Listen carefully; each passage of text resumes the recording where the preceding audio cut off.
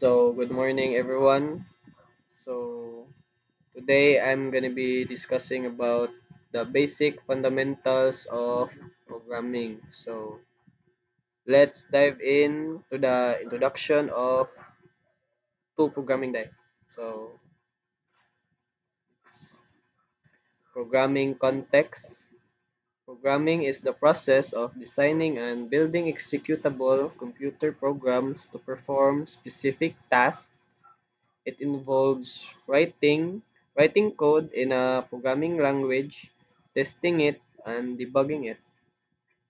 So, programming context is the environment which you execute your codes and makagamit ka og mga programming language, makatest ka dito og kuan like practice codes nimo and dito po ka mag-debug sa imuhang mga errors or unsa ba. So, next. So, flowchart. A flowchart is a visual diagram that represents the sequence of steps in a program process. So, ang flowchart mo kini ang kuan imuhang flow kintahay sa imuhang code like ang dagan sa imong code muna siya ang flowchart. So, kita nimo diri sa kilid naa ang mga symbols. Symbols ang say gamit niya yang name o iyang kuan function. So, magsugod na diri sa oval. So, oval or kuan nailhan na to mga Filipino kuan oblong. So, ang oval nga symbol or shape ang iyang known siya as start or end sa imuhang flowchart. So nakakuan diri sa iyang function, an oval represents a start or end point. So ang oval is start or end point sa imuhang flow sa imuhang flowchart. So the next symbol is the arrow. So sa iyang name pa lang daan arrow na jud. So an arrow's function is kuan. A line is a connector that shows relationship between the representative shape.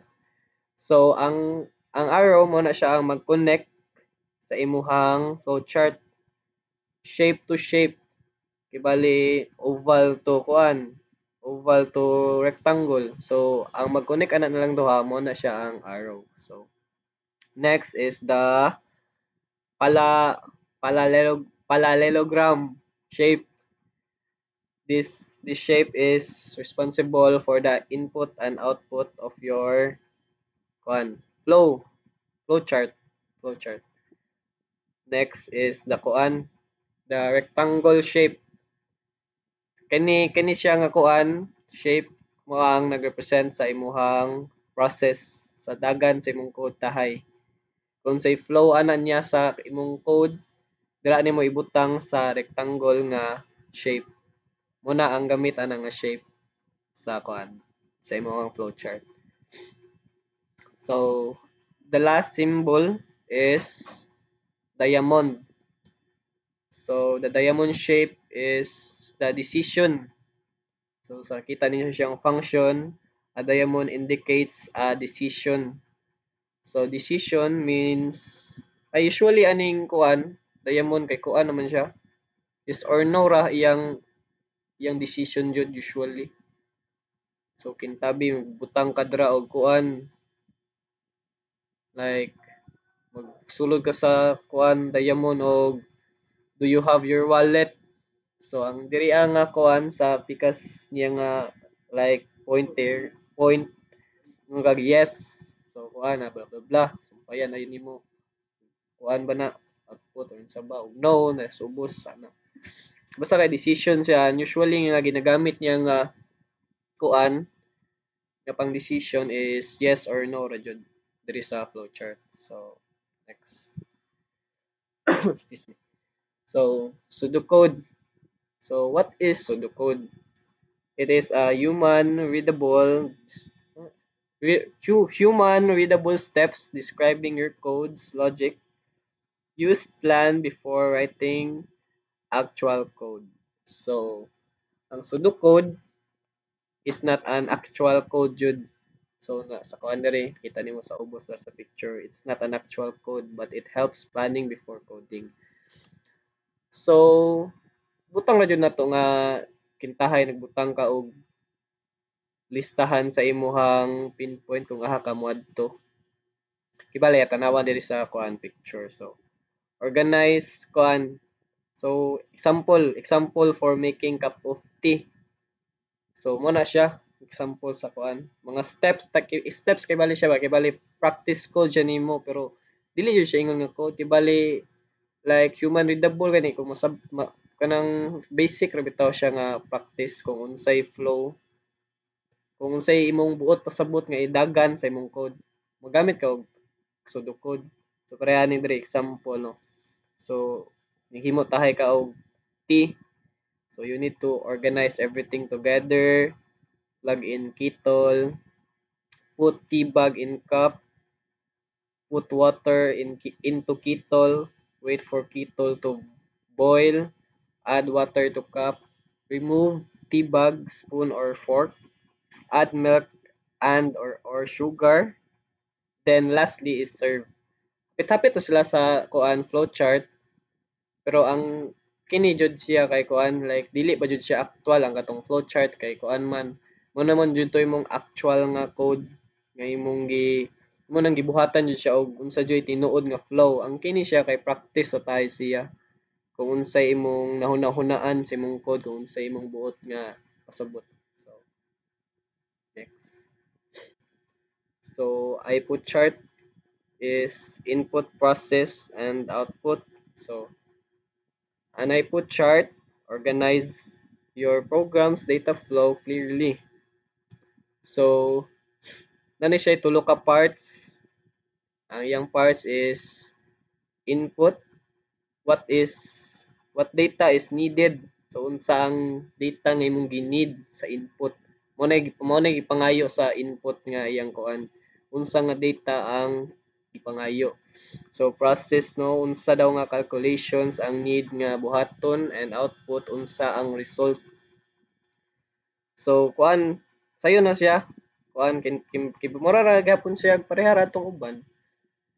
Pero kuan lang like organized bitaw siya nga pagka kuan pagka sa tawag ganing pagkabuhat kay bali butang kag input dili siya libog ba kay largo ra bitaw input tahay nagbutang ka dira kuan like input kag sa bitaw ganing na grades butang kag grades nimo na pareha ni diri input grade 1 grade 2 grade 3 yang process dayon kay sum all grades divide by number of grades dayon yang output dayon is students grade average. So mo ni kung gusto ka nga organize imong pagbuhat sa like imong sa mga gani imong code mong gani magamit ka kay chart kay ron klaro ra. So, next. An input chart can be used to define the inputs needed for a specific task, the steps to be carried out or processed, and the resulting deliverables or outcomes or output. This helps in planning, resource resource allocation, and ensuring that project objectives are met. So no, mas pinakakuan jud mas nindot jud ang kuan ay put chart kay dali ra siya masabtan sa imong readers kay organized man siya nga pagkakuan. So next na. So IDE Integrated Development Environment.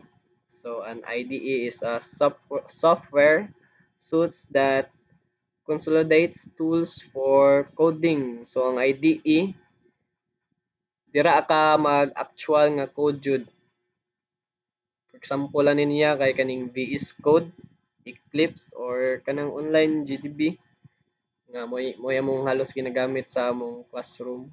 So no, ang gamit na ning IDE no diri ka maka code editing ka diri write and organize source code efficiently, maka-debug ka. Debugging means kuan fixing your codes kung unsay sayop anang imong kuan karon ma-fix nimo ang errors, no, find and fix errors in the code before running nya. Compilation, no, converts code into machine understandable language.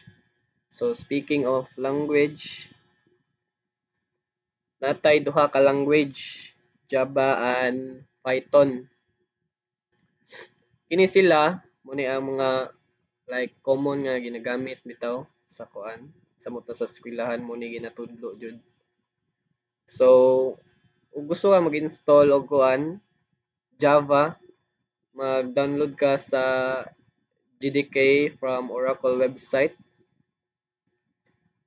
and kuan ka set ka environment nimo nga variables nga kuan Java home comma path and imong i-verify imuhang terminal with command nga java dash version. So lain po ang pamaagi sa pag-install sa Python. So download from python.org nya add Python to path during setup, then verify terminal, command Python double dash and version. So ingon na siya pag-install sa Python. Kani nga mga languages mo ni ang mga gipanggamit sa kuan coding. Diri ani mo pang-execute ang imuhang mga codes, diri ani mo maparan. Kini sila lain-lain ni sila og kuan like paagi. Kay lain-lain man sila nga language. So murag maura to siya for today's kuan video. So thank you. So unsa man stop recording.